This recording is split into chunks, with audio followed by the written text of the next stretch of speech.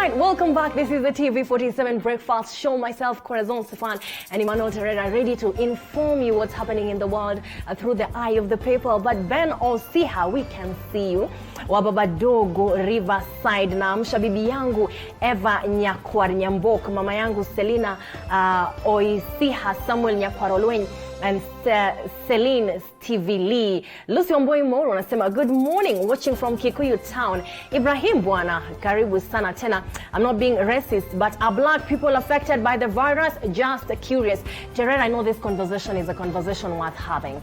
I have no idea how people can conclusively ask these questions or actually say that black people are not affected by the virus. And yet, we haven't done any research to actually say if it's possible that blacks die out of it or not. There is a myth, which of course I don't know kama ni myth ama ni ukweli, that the 3 Cameroonians walioshikwa na kirusi wali reinvent maisha yao na wakakuwa wanaendelea fiti. Now another thing, there's a player, okay, sema acha nikupatie. When you go even in other countries, in the East and even in European countries, there are people who've recovered from coronavirus. How can black people talk about blacks not being someone said distractible? Well, after Odoi, the Chelsea player, right, recovered. Someone aliandika vizuri sana kwamba the black do not crack. So that hivyo ndio waliandika, na naamini kwamba labda ni kuna ukweli kwamba kirusi hiki kikishika Mwafrika anapona na apati reinfection. You all now sound just like one pastanganga that I know.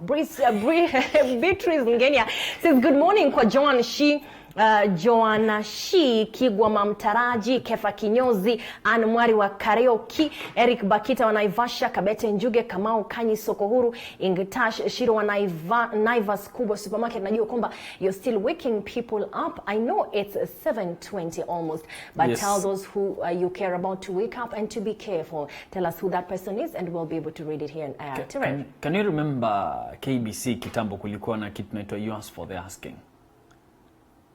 Ilikuwa salams. So the way you're reading, you really actually like that guy.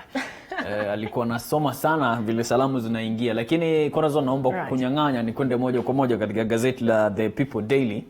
Katika ukurasa wa kwanza joto ni lile kwamba Corona grounds courts as public service suffers. Ndo katika ukurasa wa kwanza tayari korti zime hakikisha kwamba shughuli hizi zimekwenda chini nadhani mwezi mmoja kulingana na vile akizungumza jana Maraga alisema kitu kimoja kwamba wale watu ambao ni wahudumu katika korti wasisafiri kwa mwezi mmoja kutoka katika taifa la Kenya, na vile ni hali ilivyo.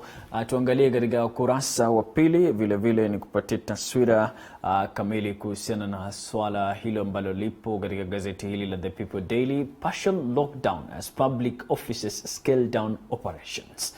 Ni katika ukurasa huo wa pili, na vile tukisalia katika ukurasa huo utapata kwamba kuna mada ambayo imeandikwa hapo, the world is full of irony, dunia imejaa kinaya.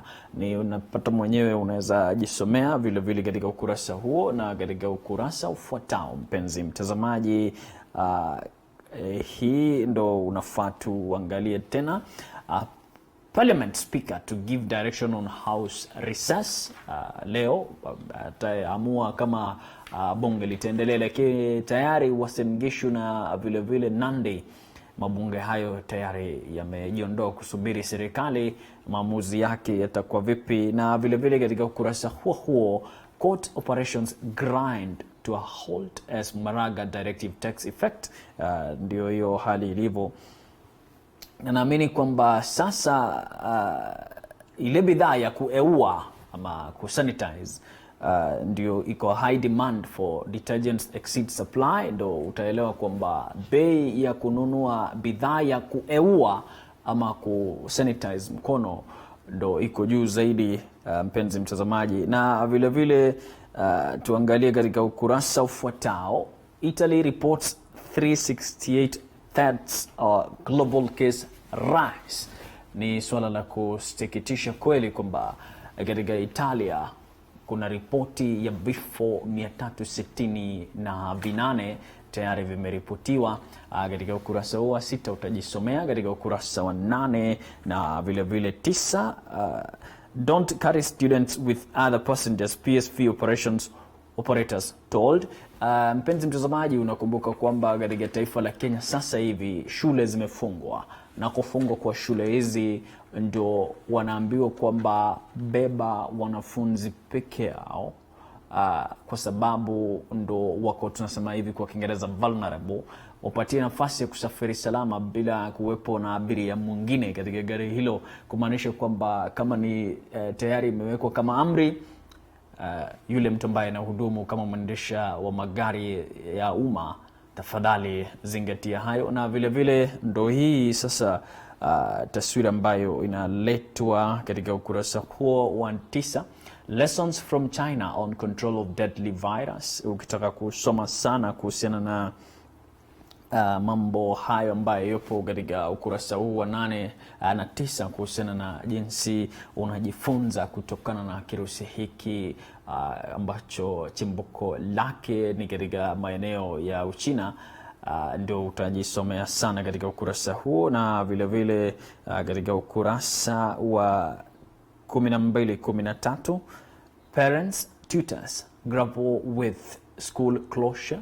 Naamini kwamba kufungwa kwa shule ndo inasubua sana wazazi sasa hivi kufikiria itakuwaje wale wanafunzi ambao walikuwa katika madarasa wamerudi nyumbani ghafla kutokana na kuwepo kwa kirusi hiki cha corona. Mpenzi mtazamaji, najua wazazi wengi walikuwa wanajua kwamba mtoto akishakwenda shule taratibu atasoma hadi muhula utakapokamilika, na vile vile sasa wamerudi, ndo hali wanafaa wafanye kitu kimoja kwamba kuadjust ili wao wapate kuelewa jinsi watoto wanavyoishi nyumbani sasa hivi.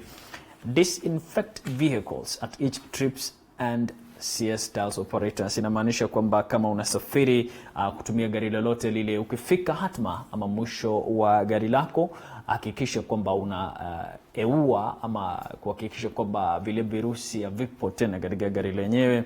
Naamini kwamba ndo shughuli nzima zipo katika ukurasa huo wa 15, 16, lakini sasa 14, 15 katika ukurasa wa 16, 17 ndo mambo mengi ambayo yanazungumziwa kibiashara. Coronavirus wipes shilling billion 28 billion out of BOAS. Hiyo ndo utajisomea mpenzi mtazamaji, lakini ni hali ilivyo katika gazeti la The People Daily asubuhi ya leo. Karibia kurasa zote zinazungumzia sana suala la kirusi cha corona, homa ambayo inasambaa kwa kasi katika ardhi ya Mwenyezi Mungu. Mpenzi mtazamaji, ni kurejeshe kwake Corazon Sefan. Corazon. All right, thank you very much, Emmanuel Terrell, for that detailed analysis into the People's Daily. We do have on set analysts who are joining us this morning. We have Sigar Agumba, who is a gender expert and also political analyst. We have Vivian Vincent Karibusana, who is a politician and a political analyst as well. Gentlemen, this pandemic is sweeping the world clearly, but it looks like it is being contained so far. The numbers of deaths, total deaths so far, 6,500. We have total infections at 169,000. We also have total deliveries, but we have other measures that have been instituted lately.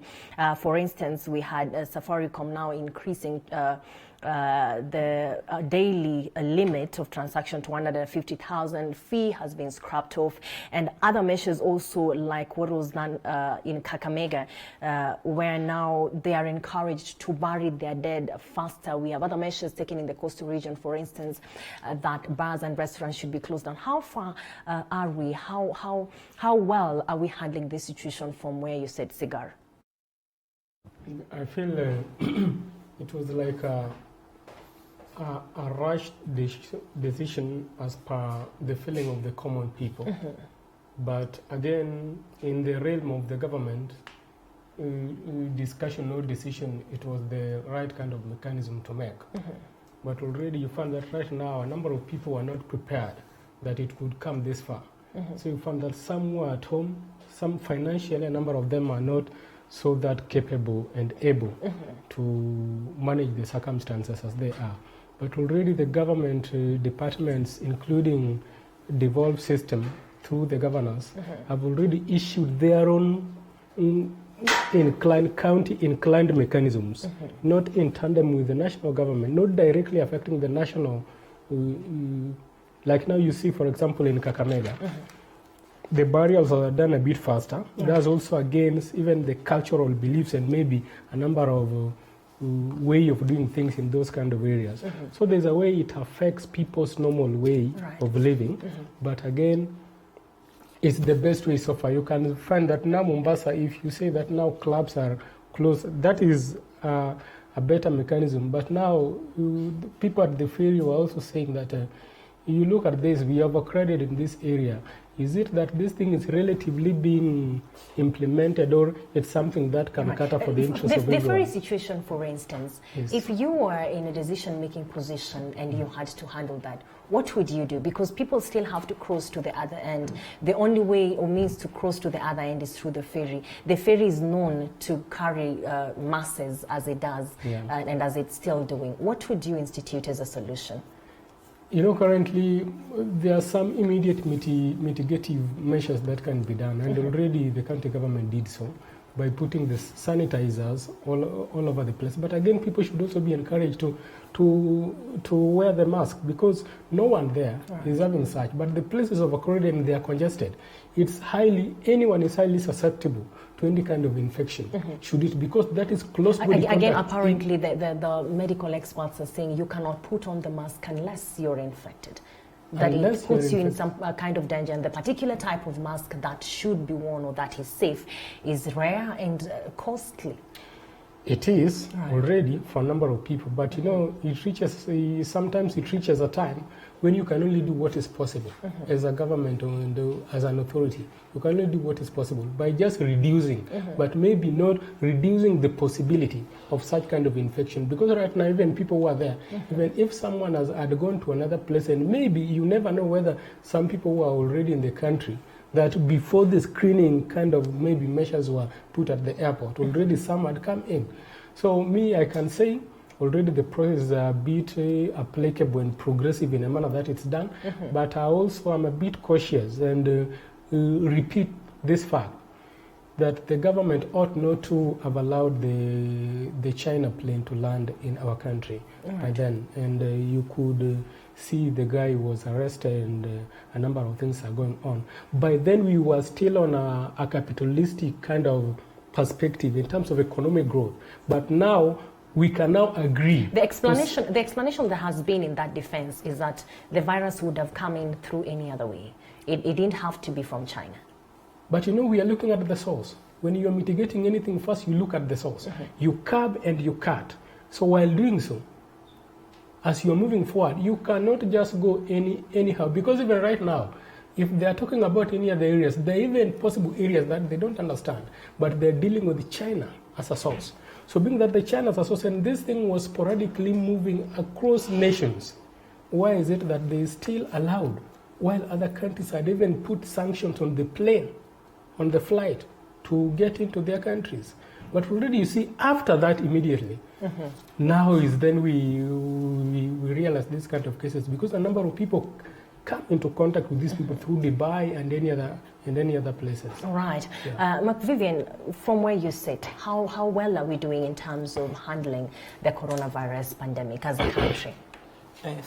First of all, I want to say we didn't believe that this thing is real. And that's why the government and every other person acted with laxity. Because it is so much absurd when the government say that it was not a must that this coronavirus come from China. But you see, it never needed anybody to be a rocket scientist to know that that is where the source of everything is. So if we could not protect ourselves from the same, and it shows that the level of preparedness was not there for us, because we thought this is just something for the China, for the Europe, but right now we are being hit hard. And another thing is, you realize the same laxity that the government of Kenya had is the same laxity that Italy as a country had. Right now, you realize we have like 368 death toll. And you see, when a pandemic, when something that is coming and you don't take seriously, by the time it hits you, you don't have defensive mechanism. Or anytime you want to put in defensive mechanism, then you make rash decisions, which are very much inappropriate to curb everything. Because from onset, we should know that if we have Chinese who are coming to Kenya, then measures should have been taken. If we know we have people who are coming inside from outside Europe and coming to Kenya, we would have already made the measures. So right now you realize we want to curb areas like the rural areas. And where we know very well, in those rural areas, we don't have people maybe who have come from Europe. But we have people who travel from the cities, for instance, from Nairobi. So you realize they are not more vulnerable like us within the city. They could be as well, because we have a lot of traveling that happens from between the city to the rural areas. But you see, that is an assumption. To me, it's not an assumption. Factually, we have transport that moves from Nairobi to Kisumu, to Nyeri, to each on a daily basis. I know, yes. But you see, you realize most of these people, they don't engage like people who have come from abroad and every other place. That's what I'm saying. For me, the first point of action was to be in the airports. The first action of point was to be, the government should have risen up and say, we don't want to get maybe direct flight from China, so that they can at least minimize the virus. Because, and the beautiful thing, or something that I would say is, by the grace of God, this thing is not airborne. So if this government put in the right mechanism, then we can be safe. All right. What would you say about the ferry situation? What would you suggest would be a better way of handling it at the ferry? For me, the best way of which this calls all the stakeholders to be part of it is the government and the national government and the county government. Right. It's simply because you realize ferry cannot be put out of equation, because people are using it for transportation, and because those who are staying on the other end, they come to the city for work so that they can fend for themselves. If they want to put a lockdown, then it means the government and the government should be able now to provide for those people, so that at least to reduce the chances of infection. But is the government prepared to feed those people? Would you suggest a lockdown?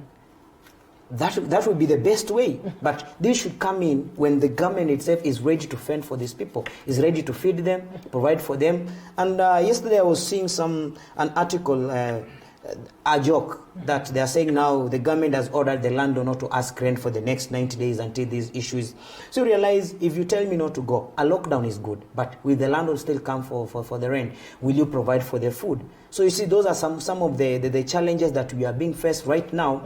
And again, you realize another danger thing is the way we want to portray coronavirus. It may create more fear, more terror in our lives, to the point that it may result even other opportunity diseases that people may have, because if now people are living in tension, people, even a close friend cannot even greet. And you see, I've not traveled anywhere. Maybe I've just been with you in the same area. So realize it's something that we really need to understand, and the government itself should come to the doorstep of people, and especially those who are using ferry, so that they can make, and you see, they should disinfect the ferry. They should not take any chances. And on the issue of masks, I've heard they are very expensive. But you see, the issue of coronavirus is not about a personal issue. If I have it and I'm here, I cough, you touch, you get the virus, you're also affected. And realize right now, even if you go in the supermarket, if you go in the shop and ask for any disinfectant, all of them are gone. People have rushed to buy all this stuff. They forget, even if you have and I don't have, I can still infect you. So people should be considerate. They know that this is something that we need to protect all of us. So it's not about you having all the stock in your house and I don't have. If I have the virus and I don't have all these sanitizers, then the chances are I can infect you. Okay. Sigar, one of the issues that have been raised strongly even from the United Nations is that countries that are economically challenged, the developing countries, for instance, might be hit worse because we will not be able to have the right resources to handle this situation. We already saw what happened at Bagathi Hospital, where there was a go-slow. We're asking ourselves questions. Do we have enough personnel to do the testing? Do we have bed capacity? Do we have enough isolation centers? And we had yesterday's news also across the papers that we still have a hunger situation. Kenya is quite at the top when it comes to hunger situation. What would you suggest we ought to do as a system so that we don't have a system that is completely obliterated economically? Is there anything in your judgment that we can do as a country to prevent our country from slumping totally economically and having an extreme hunger situation in these moments? We have a lot to do as a country because we are still not well placed in terms of disaster and preparedness mechanism across all sectors, especially health, which is very, very key. You find that within just a matter of a week or two, China had constructed a new building fully equipped with all mechanisms and all kind of machineries to handle this situation. But here you look at our nation where even the health officials themselves still come out to project a scenario that is so full of stigma to the people that they're not well trained to handle the situation. This thing has come to a level that in the particular section of health ministry, there isn't a clearly designed unit for expertise who can handle such kind of pandemic situations. So you see themselves talking about lacking proper training to handle the situation. Then again, you find that our health infrastructure is still down. You just go even to Kenyatta National Hospital right now, and even other hospitals that are being handled by the county governments. They are still in pathetic situation. While if you look at the distribution and allocation of funds, there are requisite amount of money that we anchor into political games.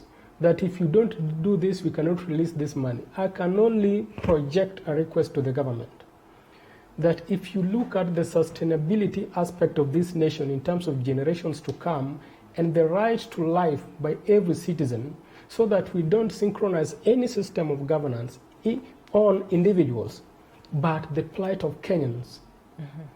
We will be people who are morally upright in our decisions and but distribution of money. Do you have any suggestion on what we would do as a country right now to prevent our country's economy from slumping completely? Actually, right now, we should really cut a number of other kind of expenditures that are so erroneous and not making any kind of ideal to the nation, so that they are swapped into the health sector. Then again, when we are nearing, we are just 2 months away from the budgetary reading. The Treasury right now should consider this very, very key and allocate money that should be handled by a particular kitty, not generally by the ministry, but a team that is composed and really directly in tandem with the needs of the kind of this pandemic that are coming out. Now look at the situation, why I'm telling you this. World Health Organization just preempting, and even the World Bank, that already they're giving the country almost 8 billion. If you look at this 8 billion, the behavior of the people, behavior of the leaders naturally, is like now, it's not about the plight of the people, but the money coming. So even this money, if it's not handled very well, it will end up, all these things come into our morals. That's what I can still say. Because we even have enough money right now, but we prioritize other things that sometimes are in terms of individualistic growth and capitalistic growth of those people who are in state and in governance. All right. So that's what I can say, because there are nitty-gritty things that are within a number of regulations and even in the health policy itself, which is not effectively implemented. Thank you very much, Sigar. Mavivian, on the same, how would we salvage our economy? Because our country's economy is already struggling. And with the lockdown, it simply means that we might end up in an economy slump down. That together with the surveillance that the government ought to do, because there is an assumption that the people who are quarantined might have interacted with other people passively or actively. And therefore, there is need to do more surveillance. And we also, we probably have no accurate data or information on who is where, who might have interacted with any of these people. How would you suggest that the system takes on surveillance? One, I want to say the best way that the government can deal with this thing is to have their people at heart. once an institution or a system does not understand the value of any achievement, any economical growth is assertively on the powers that people present. And that's why we realize we as a country, the country should know that the citizens of this nation, they don't just go out there for a paycheck. They go out there to build dreams. And these dreams can never be built by people who their health is not made as a priority. Because no matter how skillful you are, no matter how well educated or learned you are, if you are not in good health, then the level of input and output is always dented. So the government should know that these are our citizens. They are being faced with this pandemic. They have a threat for their life. Then we as a government, what should we do? This should be an ongoing process. Should not just be the government should not just step in because they want to curb the issue of coronavirus. This should be a wake-up call for each and every institution in the country. They should know that anytime we are facing health challenges, then the economy of this country is also affected. So the government should come out clearly, and they should now allocate budget to make sure we have institutions that are going to make sure that the lives of Kenyans are in a better place. Lastly, I would say it's high time that the government should also create other avenues whereby it should not just be Magadi. Because if somebody is affected in Kakamega, other regions, must they be brought to Mbagadi? And that process of transition. There is a plan with the county governments who are already creating isolation centers across the county. They should. Right. But you see, the most important thing is not just about the center, it's about, do we have enough personnel? Do you have people who are well trained? And as I say, when we heard about this pandemic, when we heard about this coronavirus, we took it as a joke. That's why maybe we never took an initiative to train people and make them, we have this level of preparedness. So we are being hit like it is a shocker. It's a surprise for us. That's why you realize everybody's in panic. And you see, the first thing, even when an accident happens, accident never kills people, but the panic that people have always lead people into their death traps. Because anytime maybe we hear anything like a blast outside there, we don't know what it is. So we start running up and down, then we find ourselves in moments. So the panic that we want to create, the government should also be very sober, should be very vigilant, so that it should not just create more panic in the people's life. So they should show them.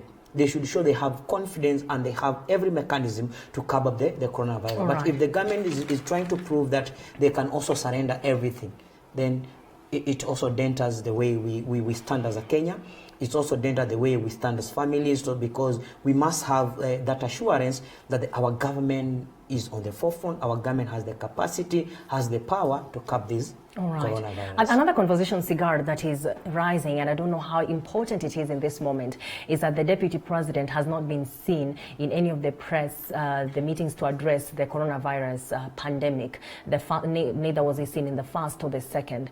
Some people are also saying that he's missed the Emergency National Security Council meeting that was called in State House on the 13th of March.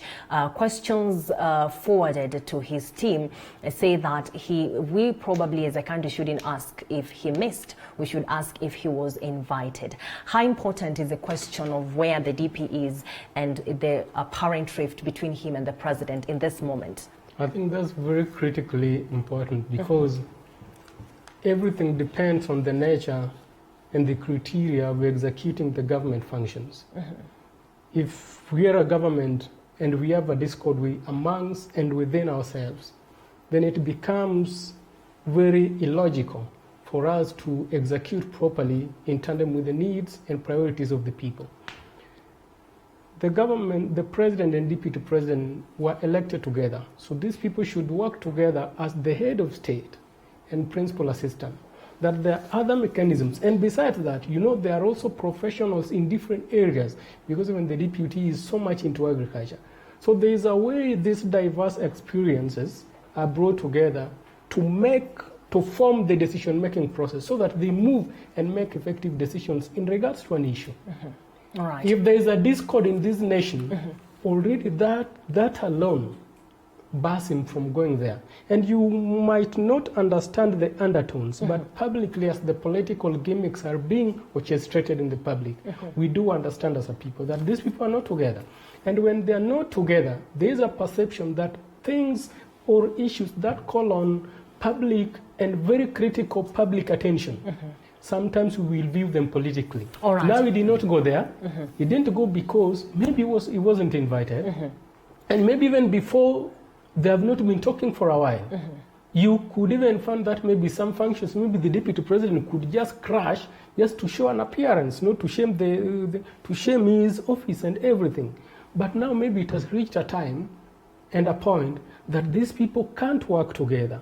So the president will hold this as the president, but you see, so the view of the people is now skewed to a level that if that's the leadership that we are projecting, even handling nitty-gritty issues that are very important, like now the corona case, we might find that we will not effectively handle if the government is divided and even the parliament is reading from a different front. And these are the things that sometimes a number of regulations should be affected through the parliament. And every time they move forward, what they show and portray to the people, that they are on all political fronts every time, and think that are very negative, retrogressive statements that do not add value to the lives of Kenyans. And again, you know, Apo Awali, there was a time, there was even a time they had even projected and did a decree, a governance decree, a republic decree, that now we are in the middle state economy, which still we are not, depending on how we behave and how we handle economic matters. Thank you, Sigar. On the same, how Sigar is talking about the optics, that how it looks in the eyes of the public or through the eyes of the public, and the fact that this might stall some of the very important steps towards dealing with the coronavirus. But what we have seen is we have ministers who have appeared with the president, and it is an assumption that they have taken on different roles within their ministry, which are relevant steps towards dealing with coronavirus as a pandemic. How important is it for the DP and the president to work together? Would it affect this fight in any way? Thank you. I believe, one, it's not a good picture. It portrays a very negative message, because coronavirus is not just about the president. It's a national issue. And if it's a national issue, then we need the president and the deputy president to come out publicly and speak, so that, because more than ever before, this is the time that they need to stand together, get united. Not just the deputy president and the president, all the leaders should come together, because this is something that is affecting the people they are leading. This is something that will be, it has negative impact if it's not handled in a careful manner. Because again, it's high time that we separate politics from the issue of coronavirus, because this is a virus that can affect anybody. Even the president is not exceptional. The deputy is not exceptional. They are human beings like all of us, apart from them being the deputy president and the president. So it is high time. And the biggest question that somebody has just raised is, why should we just focus that the DP did not attend? Was he invited? You know, these are some of the nitty-gritty that my brother is talking about, that more than ever before, personally, I would say, let us forget about the BBI. Let us forget about, are you in Kieleweke or Tangatanga? This is the time that leaders should come and push the government and ask the government that we need to protect in a case where this rift continues, do you believe that it would affect the fight against this virus in any way? It will. How? One, you know, we need to have a unit of purpose. And a unit of purpose is when all the functions of the government come together. They put their brains and their mind together, their knowledge. What would be missing? Because most of the roles of the deputy president, should the president decide to delegate fairly among the cabinet ministers, then the roles will still be taken care of. Absolutely, absolutely. Right. You know, like in this country, the deputy president has no function, has no portfolio. Right. He's just the deputy president. Except the ones that he's assigned by the president. Unless he is assigned. Right. But you see now, if he's not being called to the table, then you realize, even himself, he may feel maligned, he may feel neglected, and this does not build a good picture. trust you me, whether we like it or not, whether he has a portfolio or he doesn't have a portfolio, he has supporters. And these supporters are holding a key position in the society and in the community. So once you sideline the deputy president and the people that he has, we have senators on his side, we have MPs. By bringing the deputy president close to the table and discussing, it's also another, we are extending a hand for them that are supporting him to come together. No, this is not just an issue of the president. This is not just an issue of Raila. This is an issue, a national interest issue, whereby all of us should come together and support each other and move forward. When we have a healthy nation, then our economy, our moving forward is the best way we can. You have a response, yes. Actually, what will be missing first is the drive for awareness, mass awareness unto the people. Because a number of these people depend much on the information they get from their leaders. And if Raila speaks, Ruto speaks, Uhuru speaks, there are people from those respective regions that really take such kind of issues as issues of national importance. So if the deputy is sidelined and he doesn't appear anywhere, you will be talking about... Wouldn't he be now involving politics at a different level if he decided not to create that awareness among his supporters? Not even involving. You know, there is an issue, you know, by him not going there, there are mechanisms that he can talk to his people and he can talk as Ruto. Right. But not as the deputy president. Which is but again, you know, something communicated so officially by the head of state and the deputy president is we have seen the deputy. We have seen the deputy president. A bit of level of seriousness. Hold on, Cigar. We have seen the deputy president actually take on different roles across the country. He's been officially opening projects here and there and starting projects here and there, saying that he was elected by the people. If he took on this individually as well as a deputy president, because he still has his office, wouldn't that still create awareness among his followers? Do we need this togetherness? Actually, that's ongoing even right now. Right. Because you may even find that through his Twitter handle, if you read very, very well, you will find that a number of these people and aides are communicating in regards to the corona issue.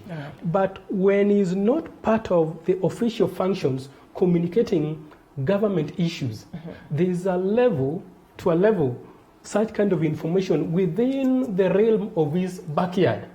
People do not project the necessary kind of seriousness that is needed. Maybe. But already that's going on. I'm telling you so that we are talking about that level of awareness and seriousness that people, in which people can handle such a situation in terms of preventive and responsive measures. But again... Does he have to stand alongside the president for that seriousness? That's what I'm saying. No, hold on, let's take to interject. You know, if deputy president today stands alone and have his own press about coronavirus, or it's already... we are already proving we have two centers of powers. Trust you me, it won't augur well. Well, two centers of power politically. No, it's not about political. Right. You know, we have the boss. And who is the boss? The president. If the president has already made this statement nationally, then the deputy president, the only thing he can do is at a personal level, but on the lower tone. He cannot now go and have those presses. You know, like, for us, we would love him to do that. But because of the issue of the rift we already have, there's already a drift. No, we don't need to be rocket scientist to know this. But you see, again, he must tread very carefully so that it should not be seen. Because already, you realize, it has already been politicized when he's having his own functions, that he's attending his own and talking about BBI, when the president and Raila are also in their own functions talking about the BBI. Right. So I think it's high time we don't have like now to create another center of power, another showdown between the president and the deputy. The centers of power in addressing, if he made his own address, would be political centers of power. But wouldn't the information still come out with enough seriousness? Does he have to stand along the track of the serious president? discord nationally. But is the discord going to affect? Well, you mentioned that his followers in the service, in public service, would have laxity. There are morals and virtues in leadership. I think morals and virtues of leadership. Morals. Hold on, leadership. Morals and virtues in leadership. Right. So, however much you will project a good and constructive statement, it depends on the time, where, and how the context in which you are doing it. It will be projected another way. And the constructive leadership is independently taken care of when he is addressing the issue from his office without necessarily standing next to the president, right? And the moral bit of it is also taken care of. So why is this rift of him not standing next to the president an issue? Corazon, It will be bad faith. In bad faith, because of the optics, how it looks to the public. Yes. But is that important? No, how it looks like this. Why do I say? Sigar hadn't finished. Sigar hadn't finished. You know everything. Let me tell you. Right. For people to take anything, there's a reason why it's not just the cabinet secretaries coming to do a presser, but now the president coming to stand there. That shouldn't be diluted in any way. There's an internal system on how the government operates. That if you do another thing, however much it can also be important and equally in tandem with what the message you want to convey, but the purpose. That thing will now, that kind of an action will be pursued in a different way, and you will find the fight against corona now turning to be a political thing. Right. People will be confused, and even stakeholders will not even have a proper mechanism and channel to air and even respond to this matter. But Kenya has been skewed all that time. So what we are talking about right now, the government not only talking about corona, but moving forward.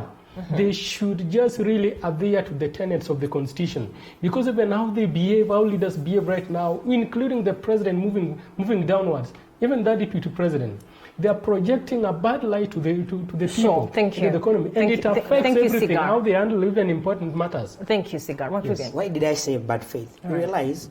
And in bad faith meaning optics, how it looks to the public. Right. Not just to the public, Right. but to the people close to DP. You know, like, because they know from onset, DP has been sidelined. It's not that he's telling his people to sideline. But you see, people may start in bad faith in a manner that they may stop fighting this thing. They say, if let us see how far president will go. Let us see how this guy will. So they are going to abscond some of their responsibilities, some of their duties in bad faith. In that, they want to see you fail. It's just like Corazon, you did not maybe invite me on your function and you invited somebody else. I have the ability to support you. I'm your friend. But you see, I say, let me see how far they're going to go with this thing. Right. Let us see if they're going to make it. So I'm absconding not in good faith, but in bad faith. I'm sitting back here to see how you fail.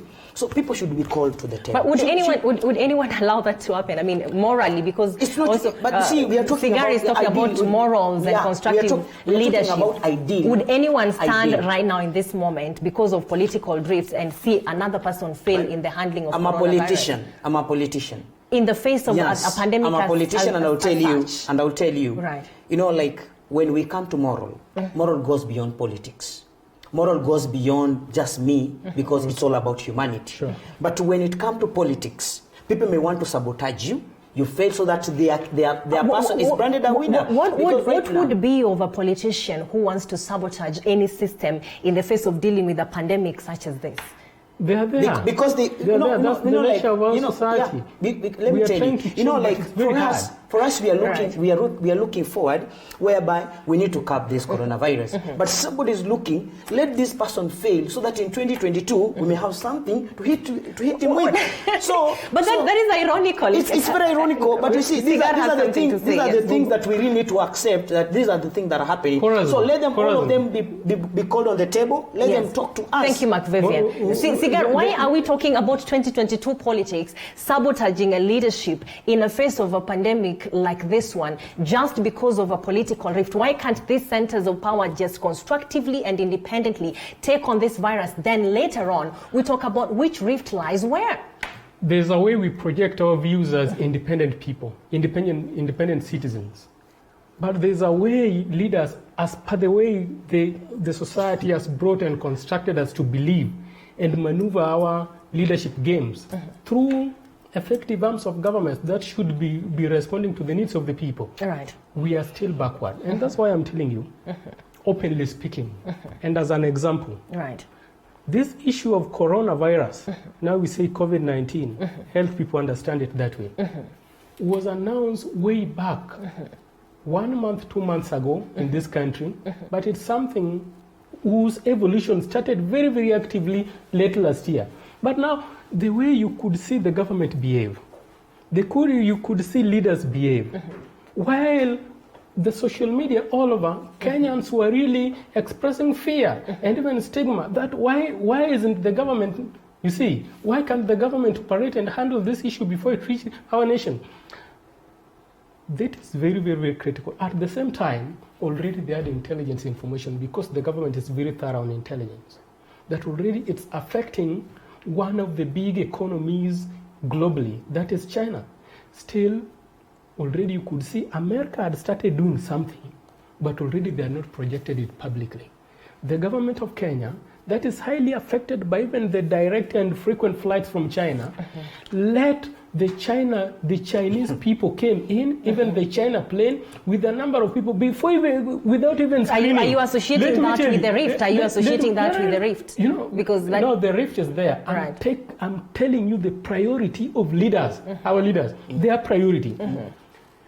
The discord and the public, you can talk about that kind of, the way they embrace themselves, they embrace the idea of 8 billion coming in right now. I'm speaking this openly as a Kenyan because that's where the issue is. I think before that people were mute. Before that they could not speak.